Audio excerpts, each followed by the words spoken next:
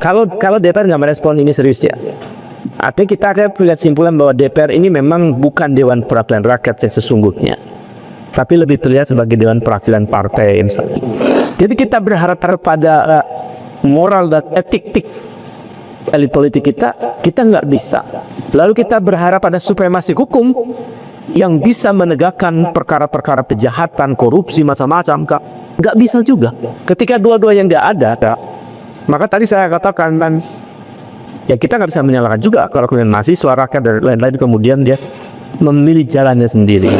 Bahwa pemerintahnya membawa catatan pembawaan yang membawa problem hukum dan problem politik dan problem yang lainnya, dia akan sulit untuk membawa sebuah negara mengalami kemajuan atau mengatasi problem-problem itu. Sangat sulit. Nah, yang kedua, bahwa persoalan ini, surat itu diajukan oleh orang-orang yang dulu pernah punya jabatan strategis di tentara. Ada yang mantan panglima tentara, ada mantan komandan Kopassus, di situ ada semua, ada mantan komandan marinir dan lain-lain. Banyak jalan-jalan strategis orang di dalamnya. Artinya ini juga problem serius di lapisan elit, bahwa ada elit tentara yang memahami bahwa pemerintahnya sedang mengalami problem yang sangat serius sih, kira-kira. Nah, pertanyaannya kemudian, ketika surat itu sampai kepada DPR, sudahkah diterima oleh DPR, lalu DPR akan membacakannya di paripurna? Secara administratif sebetulnya itu dibacakan biasa, bahwa DPR menerima surat dari para purnawirawan, baik mereka jenderal maupun non-jenderal yang jumlahnya ratusan orang, itu hampir 300 orang lebih ya. Itu akan dibacakan oleh DPR bahwa menerima surat itu. Nah, problem yang tadi disodorkan oleh Mas Jenderal Arifin Mokhtar, menurut saya memang itu problem utama dari proses impeachment loh. Karena proses yang terjadi di DPR itu bisa panjang dan bisa memungkinkan menimbulkan persoalan-persoalan batat jika DPR itu tidak memiliki pemahaman yang utuh tentang problem ini. Karena nanti akan muncul narasi yang bisa ditangkapkan secara subjektif oleh publik atau secara liar oleh publik. Maka DPR akan segera memutuskan untuk misalnya membentuk pansus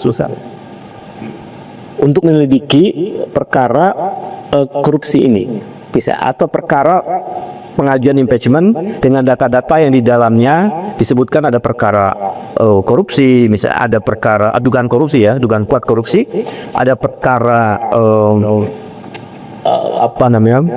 perbuatan tercela dengan adanya akun Bu Fafa misalnya dan lain-lain. Dan ada juga di dalam alasan dari surat yang diberikan oleh Purnawirawan itu, misalnya mereka menyebutkan bahwa proses naiknya Gibran menjadi Wapres ada persoalan hukum di situ kalau didasari oleh undang-undang tentang Mahkamah Kehakiman. Kalau DPR nggak merespon ini serius ya, artinya kita akan lihat simpulan bahwa DPR ini memang bukan Dewan Perwakilan Rakyat yang sesungguhnya, tapi lebih terlihat sebagai Dewan Perwakilan Partai misalnya. Ya, lagi-lagi kita bahas soal isu pemakzulan. Teman-teman, saya harap kalau ada pendapat lain, boleh silakan disampaikan di video ini ya. Biar nanti kita respon juga, kita beri pemikiran-pemikiran baru juga, informasi-informasi baru, dan lebih tepatnya kita belajar bersama di sini, saling bertukar pikiran, berdasarkan atau melalui komentar kawan-kawan Bapak Ibu semua di video ini. Nanti kita akan sampaikan juga ke pemirsa yang lainnya. Nah, tadi banyak atau sudah banyak sekali penyampaian informasi yang kita dengar dari cuplikan video sebelumnya soal pemakzulan, soal DPR, ya, soal alasan dan seterusnya dan seterusnya. Beberapa hari yang lalu ya DPR responnya bagaimana, seperti Mbak Puan, ya, Pak Dasko juga sudah memberikan respon, ya. Teman-teman mungkin juga sudah mendengarkannya itu ya, tapi saya nggak perlu sampaikan lah di video ini. Kemudian, apakah nanti Gibran bisa dimakzulkan atau tidak? Ya kita belum tentu tahu pasti, karena hasil akhir yang akan menentukan. Tetapi yang menarik adalah kalau semisalnya Gibran jadi atau benar-benar di pemakzulan itu nyata dan Gibran turun, siapa yang menggantikan posisi Gibran ini, bos? Ya, siapa yang menggantikan posisi Gibran? Siapa yang menggantikan Gibran menjadi wakilnya Pak Prabowo sebagai wakil presiden? Dari partai kah? Dari luar partai kah? Atau orang yang nggak punya partai? Atau seseorang yang berada di dalam koalisi Indonesia Maju? Atau dari luar koalisi Indonesia Maju? Siapa yang cocok kira-kira? Nah, ini yang menjadi pertanyaan saya yang saya sampaikan sering sekali di video ini. Kalau teman-teman nanti punya komentar, ini si A cocok nih, si B cocok nih, si C layak, dan seterusnya, teman-teman boleh sampaikan nanti ya, biar kita juga share ke media ya. Kita share juga nanti di channel ini ya, biar ya teman-teman mungkin rakyat Indonesia tahu gitu ya, oh ini bagus juga ya, nah, gitu kurang lebihnya ya. Oke lah, di sini coba kita lihat ya bagaimana komentar dari kawan-kawan kita di video ini. Saya akan sampaikan kepada pemirsa dan Bapak Ibu semua. Kalau DPR nggak mau memakzulkan Gibran, jangan salahkan rakyat yang akan memakzulkan Gibran. Pertanyaannya, rakyat yang mana? Karena ini masih menjadi pro dan kontra. Belum ada satu suara dari seluruh rakyat Indonesia, dari ratusan juta penduduk Indonesia, belum satu suara kan memunculkan Gibran.